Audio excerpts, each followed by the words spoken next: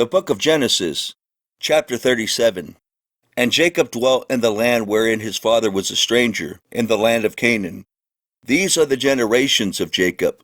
Joseph, being 17 years old, was feeding the flock with his brethren, and the lad was with the sons of Bilhah, and with the sons of Zilpah, his father's wives. And Joseph brought unto his father their evil report. Now Israel loved Joseph more than all his children, because he was the son of his old age. And he made him a coat of many colors. And when his brethren saw that their father loved him more than all his brethren, they hated him, and could not speak peaceably unto him. And Joseph dreamed a dream, and he told it his brethren, and they hated him yet the more. And he said unto them, Hear, I pray you, this dream which I have dreamed. For behold, we were binding sheaves in the field, and lo, my sheaf arose, and also stood upright. And behold, your sheaf stood round about, and made obeisance to my sheaf.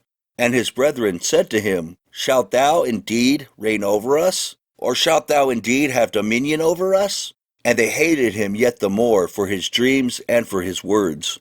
And he dreamed yet another dream, and told it his brethren, and said, Behold, I have dreamed a dream more. And behold, the sun and the moon and the 11 stars made obeisance to me. And he told it to his father and to his brethren, and his father rebuked him, and said unto him, What is this dream that thou hast dreamed? Shall I and thy mother and thy brethren indeed come to bow down ourselves to thee to the earth? And his brethren envied him, but his father observed the saying. And his brethren went to feed their father's flock in Shechem. And Israel said unto Joseph, Do not thy brethren feed the flock in Shechem? Come, and I will send thee unto them. And he said to him, Here am I. And he said to him, Go, I pray thee, see whether it be well with thy brethren, and well with the flocks, and bring me word again. So he sent him out of the vale of Hebron, and he came to Shechem.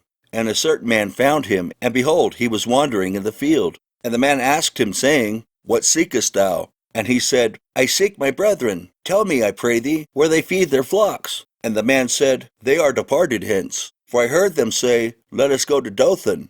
And Joseph went after his brethren, and found them in Dothan. And when they saw him afar off, even before he came near unto them, they conspired against him to slay him. And they said one to another, Behold, this dreamer cometh.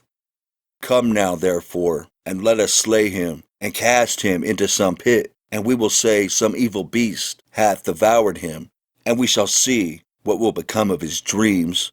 And Reuben heard it, and he delivered him out of their hands, and said, Let us not kill him.